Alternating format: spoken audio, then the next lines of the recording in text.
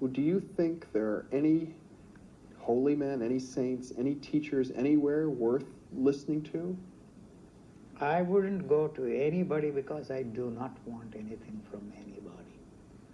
So if there is any other holy man, it is not my concern, it is not my interest at all. What about the notion of spiritual... I am not interested in freeing anybody from anybody.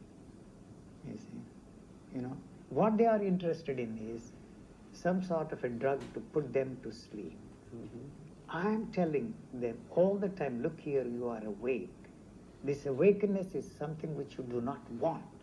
So you want to put yourself to sleep, and so all these techniques of meditation, the techniques of yoga, the techniques of breathing, God knows how many techniques the people in this country have come up with. They are all putting you to sleep, because why you don't want to stay awake? You are already awake. So the whole idea of bringing about this awakeness in you is so funny and so foolish and so idiotic that we all fall for this and buy all those things and try to awaken ourselves. Actually, we are putting ourselves to sleep because this awakeness is something that we don't want. Eugene, in my lifetime, I grew up in a small town in the middle of the Midwest of the United States, and I had a feeling then in my youth that there was a slumber there, that people were locked into their attitudes and into their values and into their lifestyle, and that I needed to leave. Where did you get all those things from? They brainwashed us. They made us to believe that, you see. We have been fed on that kind of a bunk for centuries. If the diet were to be changed, we would all die of starvation. So you are only replacing those things, you see, with something from outside. That is what I am not opposed to. That what irks me is, why do you have to import all these things from outside? If religion is all that you are interested in, what is it that you don't find in your Bible? What is it that you don't find in your Talmud? Why do you have to import all those people from outside who are selling you some shoddy piece of spiritual goods?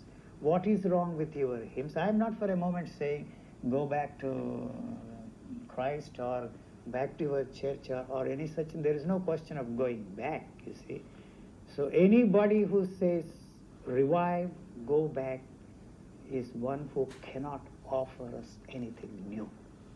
You see, you see all the old people in our families, they always talk about their past because they have no future to think about or talk about. They always talk about the past. Any nation, any individual, any teacher who wants to revive the dead past is already dead because he has nothing new to offer. Why do we have to go back? Why do you make it impossible for somebody, something new to come up there? And see, somebody asked me a question. All these youth, young people are lost. They don't know what to do with yours. You have made a mess of your life already, and you are going to pass on what has not helped you to the younger generation. If they make a mess of the world, let them make a mess of the world. They are going to learn. It is their world. You tell everybody we are all here, we are interested. The world is the future for the future generations.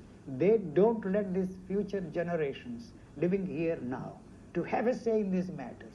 It is for them to decide their future, and we have nothing to do with it. What has not helped us is not going to help anybody. All the lies, all the beliefs, they have not helped us. Why want to pass them on to them? If they make a mess of the whole world, you see, let them make a mess of the whole world. We have made a mess of the whole world. We have no reason to be proud of what we have created. This is not a political talk or anything. Let me just shift a little bit, Eugene. All right, we go back. You are an enigma.